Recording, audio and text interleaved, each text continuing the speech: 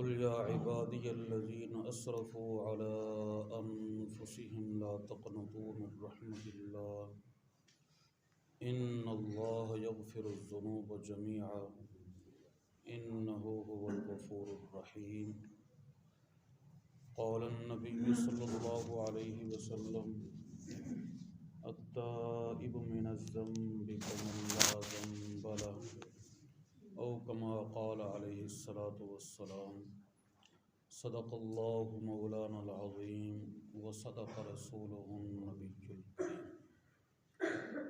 درود شریف۔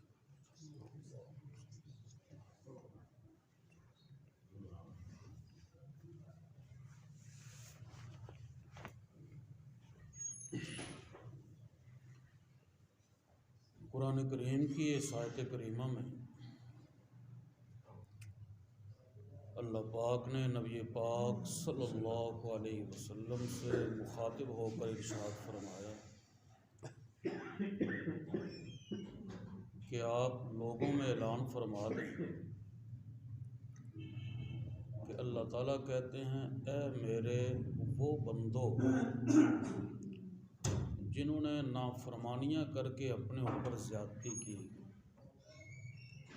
تم میری رحمت سے مایوس نہ ہونا۔ آگے فرمایا کہ اللہ تعالیٰ تمہارے سارے ہی گناہ معاف فرما دیں گے۔ آیت کریمہ کے شروع میں اللہ پاک نے لفظ قل استعمال فرمایا کہ آپ کہیں۔ یوں بھی تو کہا جا سکتا تھا یا عبادی الذین اسرفوا، ڈائریکٹ اللہ تعالیٰ اپنے بندوں سے کہتے کہ اے میرے بندوں، یوں نہیں کہا بلکہ حضور صلی اللہ علیہ وسلم سے فرمایا کہ آپ یہ کہیں، اس لیے کہ اللہ تعالیٰ نے اس آیت کریمہ میں اپنی رحمت کا اعلان فرمایا ہے، تو رحمت کا اعلان رحمت للعالمین صلی اللہ علیہ وسلم کی زبان سے ہی مناسب ہے۔ پھر آگے فرمایا یا عبادی، اے میرے بندو، اپنی طرف نسبت کر کے اللہ پاک نے اپنے گناہگار بندوں کو اعزاز بخشا ہے کہ تم بے شک گناہگار سے لیکن پھر بھی ہو میرے ہی۔ جیسے باپ اپنے نافرمان بیٹے سے کہتے ہیں نا او میرے نالائق بیٹے، مطلب نالائق ہی سی لیکن ہے تو میرا ہی۔ آگے فرمایا اسرفوا علی انفسہم، جنہوں نے اپنے اوپر اسراف کیا۔ اسراف کہتے ہیں انسان جو کام کرتا ہے اس کام میں حد سے گزر جائے، اس کا نام ہے اسراف۔ مثلا دیکھنا یہ ایک کام ہے، اب اس کے اللہ پاک نے ایک حد مقرر فرمائی ہے۔ قرآن پاک کو دیکھو، اپنے والدین کا چہرہ دیکھو، عبادت ہے۔ چلتے ہوئے راستہ دیکھ کر چلو، یا ہر جائز چیز جس کی طرف دیکھنے کی اجازت ہے اسے دیکھو، یہ اس کی حد ہے۔ اب حد سے گزرنا کیا ہے کہ اللہ تعالیٰ نے جہاں نظر ڈالنے سے منع کیا ہے وہاں نظر ڈالی جائے، یہ ہے حد سے گزر جانا، اس کا نام ہے اسراف۔ اسی طرح بولنا یہ ایک کام ہے، اس کی بھی ایک حد مقرر کی گئی ہے کہ زبان سے قرآن پاک کی تلاوت کرو، نیک گفتگو کرو، دین کی دعوت دو یا جائز باتیں کرو، یہ اس کی حد ہے۔ اب بندہ اس سے آگے گزر کر مسلمان بھائی کی غیبت کرنا شروع کر دے، جھوٹ بولے، کسی کی چغلی کرے تو یہ حد سے گزر گیا، اس کا نام ہے اسراف۔ تو اللہ پاک اسراف کرنے والے بندوں سے فرماتے ہیں گھبرانے کی ضرورت نہیں، لا تقنطوا من رحمت اللہ، تم میری رحمت سے مایوس نہ ہونا۔ اب یہاں اللہ پاک نے رحمت کا لفظ استعمال فرمایا، مغفرت کا لفظ نہیں استعمال فرمایا۔ یوں بھی تو کہا جا سکتا تھا لا تقنطوا من مغفرت اللہ، میری بخشش سے مایوس نہ ہونا. نہیں، مغفرت کا لفظ نہیں بلکہ رحمت کا لفظ ہے، میری رحمت سے مایوس نہ ہونا. تو مغفرت کا لفظ استعمال نہ کر کے اللہ پاک نے بتا دیا کہ تم گناہ گار بندے، حد سے گزرنے والے، مغفرت کے حقدار نہیں ہو. مغفرت کا ذکر نہیں کیا، اور رحمت کا ذکر کر کے بتا دیا کہ میری رحمت شامل حال ہو جائے تو پھر تمہارا بیڑا پار ہو جائے گا. اور آگے فرمایا ان اللہ یغفر الذنوب جميعا. الذنوب یہ زال سے پہلے الف اور لام ہے. پڑھنے میں تو الف لام نہیں پڑھا جاتا، را کو زال سے ملاتے ہیں، لیکن لکھنے میں آتا ہے. الف لام کا معنی ہے سارے، اور آگے جمیعاً کا لفظ اس کا معنی بھی سارے. تو گویا اللہ تعالیٰ تاکید کے ساتھ فرما رہے ہیں کہ تمہارے سارے گناہ معاف کر دوں گا، سارے ہی. جیسے بات کو پکا کرنے کے لیے کسی کو شک ہے نا کہ پتہ نہیں میرے پاس آئے گا یا نہیں آئے گا، تو بات پکا کرنے کے لیے اپنی بات کو 2 دفعہ ذکر کرتے ہیں، بھائی میں آؤں گا تاکہ اگلے کو یقین ہو جائے. تو اللہ تعالیٰ بات کو پکا کر رہے ہیں، سارے گناہ معاف کر دوں گا، سارے ہی معاف کر دوں گا. حضرت ثوبان رضی اللہ تعالیٰ عنہ آپ صلی اللہ علیہ وسلم کے غلام تھے، آپ نے آزاد کر دیا. آپ صلی اللہ علیہ وسلم کی حیات طیبہ میں آپ کے سفر حضر کے ساتھی رہے. جب آپ صلی اللہ علیہ وسلم کی وفات ہوئی تو اس کے بعد یہ ملک شام چلے گئے اور پھر وہیں ان کا انتقال ہوا. کہتے ہیں جب یہ آیت نازل ہوئی تو نبی پاک صلی اللہ علیہ وسلم نے ارشاد فرمایا کہ مجھے ساری دنیا دے دی جاتی اتنی خوشی نہ ہوتی جتنی اس آیت کے نازل ہونے سے خوشی. اب اس کے 2 مطلب ہیں. ایک مطلب یہ ہے کہ مجھے ساری دنیا مل جاتی، میں اسے اللہ کی راہ میں خرچ کرتا، مجھے اس کا ثواب ملتا تو مجھے اس کی بڑی خوشی تھی، لیکن اس آیت کے نازل ہونے کی خوشی اس سے بھی زیادہ ہے. اور دوسرا مطلب یہ ہے کہ ساری دنیا کی دولتیں مجھے مل جاتی، میں انہیں استعمال کرتا ان نعمتوں کو اور اس سے لذت حاصل کرتا تو وہ بھی ایک قسم کی خوشی تھی. اس آیت کے نازل ہونے کی خوشی مجھے اس سے بھی زیادہ ہے. اتنی خوشی کیوں ہوئی؟ اس لیے کہ اس آیت کریمہ میں نبی پاک صلی اللہ علیہ وسلم کی گناہ گار امت کے مسئلے کا حل موجود ہے. سبحان اللہ. اور یہی وہ آیت ہے کہ جو حضرت وحشی رضی اللہ عنہ کے اسلام قبول کرنے کا ذریعہ بنا. یہ حضرت وحشی رضی اللہ عنہ وہ ہیں کہ جنہوں نے نبی پاک صلی اللہ علیہ وسلم کے محبوب چچا حضرت حمزہ رضی اللہ عنہ کو شہید کیا میدان احد میں. حضرت حمزہ رضی اللہ عنہ آپ صلی اللہ علیہ وسلم کے صرف چچا ہی نہیں تھے، دوست بھی تھے. ہم عمر تھے صرف 4 سال بڑے تھے آپ سے، تو چچے بھتیجے سے زیادہ دوستی والا ماحول تھا آپس میں. جب ان کو شہید کیا گیا اور شہید کرنے کے بعد مسلح کیا گیا، آپ صلی اللہ علیہ وسلم نے جب ان کے جسد پہ نظر ڈالی تو بہت دکھ ہوا، اور اس وقت آپ کے جذبات جب بڑھ کے تو آپ نے فرمایا کہ چچا تجھ ایک کے بدلے میں 70 کافروں کو قتل کروں گا اور ان کا اسی طرح مسلح کروں گا. اس وقت اللہ پاک نے فرمایا یہ آیات نازل ہوئی وَإِنْ عَاقَبْتُمْ فَعَاقِبُوا بِمِثْلِ مَا عُوقِبْتُمْ بِهِ. جذبات ذرا گرم تھے، اس لیے یہ نہیں فرمایا کہ صبر کرو. اس وقت فرمایا نہیں لو بدلہ لینا ہے تو، لیکن جتنا تمہیں ستایا گیا ہے اتنا ہی، 70 نہیں، ایک کے بدلے ایک. اچھا بدلے کی اجازت ملے گی، ذرا جذبات ٹھنڈے ہوئے تو آگے اللہ پاک کیا فرماتے ہیں؟ ابھی بھی یہ نہیں کہا کہ معاف کر دو، نہیں، کیونکہ ابھی بالکل جذبات ٹھنڈے نہیں ہوئے، کچھ ہوئے. آگے کیا فرمایا؟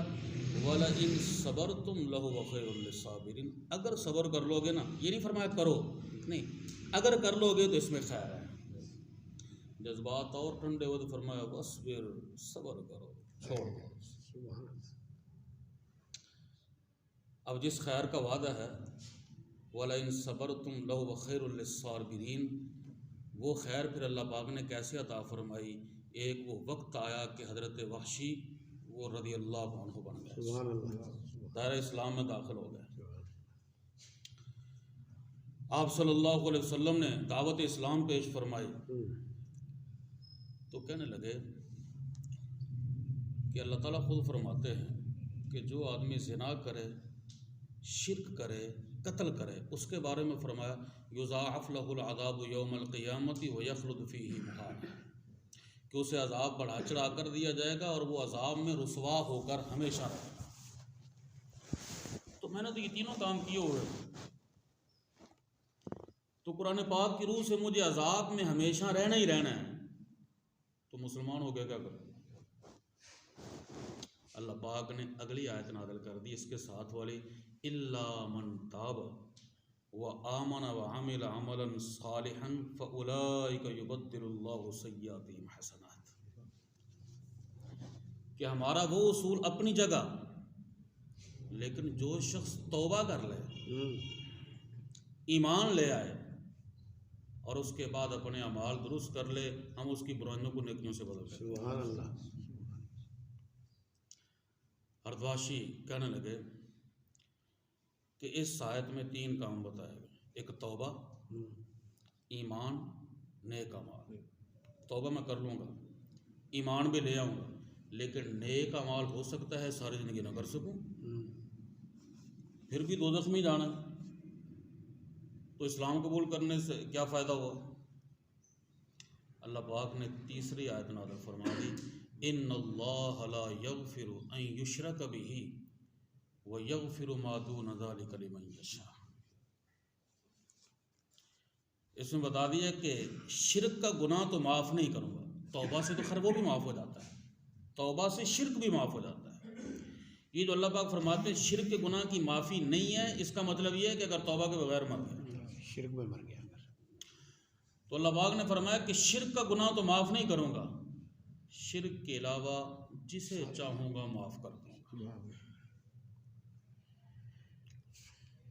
حضرت وحشی رضی اللہ عنہ جو اس وقت ابینی رضی اللہ عنہ بنے تھے، انہیں جب یہ آیت سنائی گئی تو کہنے لگے اللہ تعالیٰ فرما رہے ہیں جسے چاہوں گا معاف کروں گا، پتہ نہیں میں چاہنے والوں میں سے آؤں گا یا نہیں، مور نہیں لگی ہے، میں ان میں شامل ہوں گا یا نہیں ہوں گا۔ اللہ، تو اگر میں ان میں شامل نہ ہوا تو پھر کیا فائدہ؟ قربان دیں اللہ تعالیٰ کی ذات پر، اللہ کتنے لاڈ لڑا رہے ہیں۔ یہ نہیں کہا کہ ٹھیک ہے نہیں مسلمان ہوتا تو چلا جائے، نہیں، پھر یہ آیت نازل کر دی قل یا عبادی الذین اسرفوا علی انفسہم لا تقنطوا من رحمت اللہ، کہ اے میرے بندو جو حد سے گزر گئے ہو میری رحمت سے مایوس نہ ہونا۔ جب یہ آیت نازل ہوئی تو حضرت وحشی رضی اللہ تعالیٰ عنہ کہنے لگے ہاں اب میں کلمہ پڑھتا ہوں، کلمہ پڑھ کے دائرہ اسلام میں داخل ہو گئے۔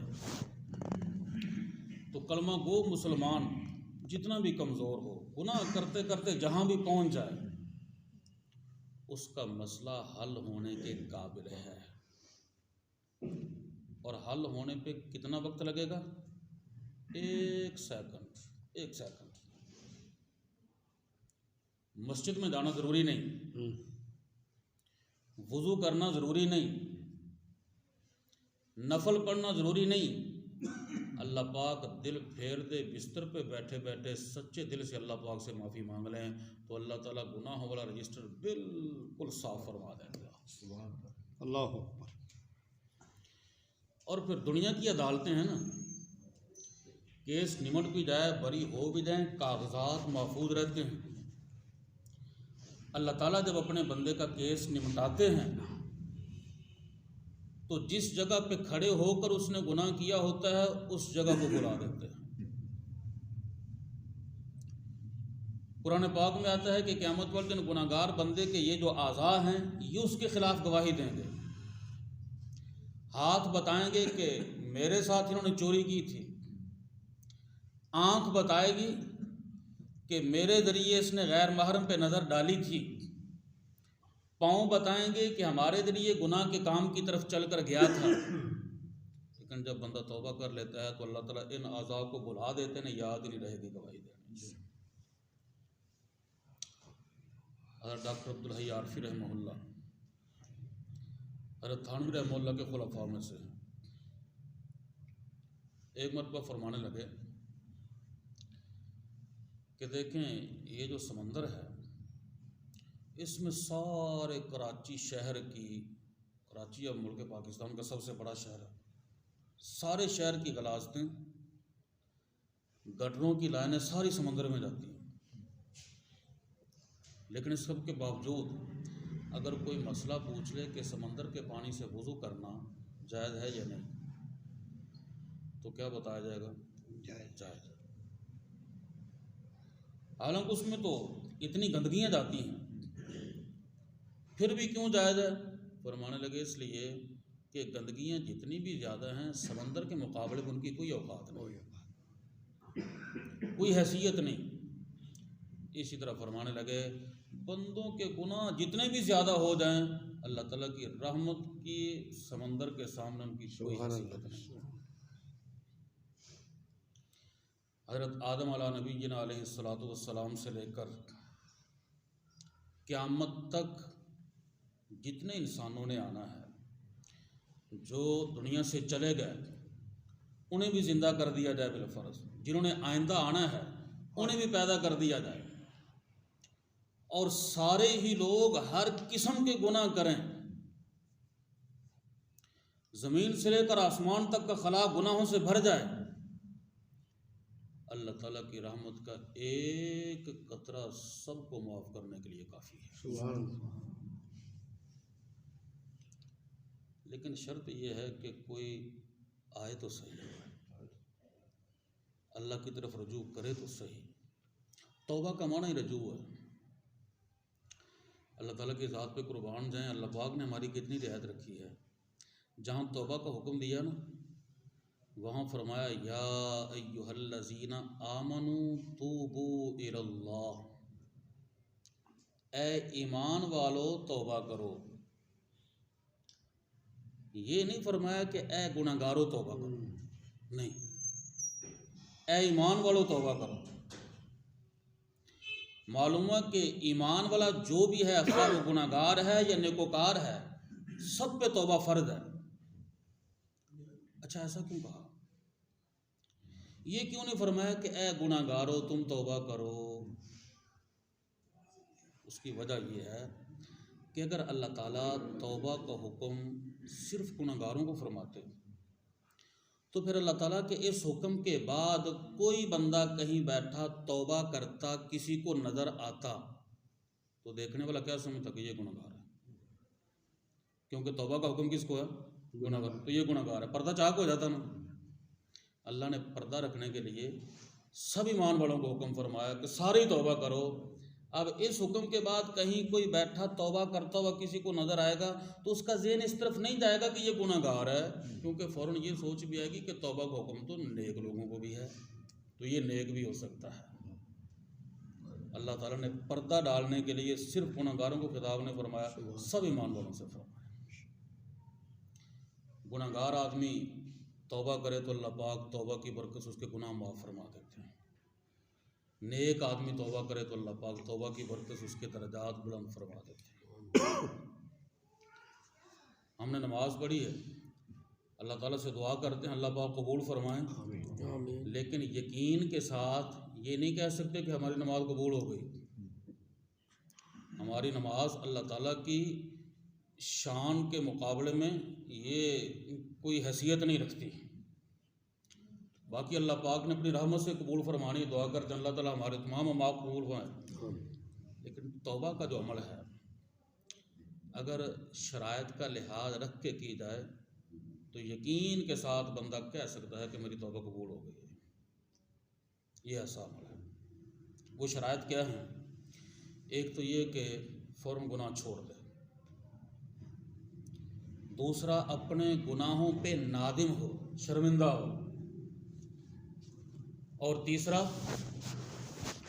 آئندہ گناہ نہ کرنے کا پکا ارادہ کر لیں.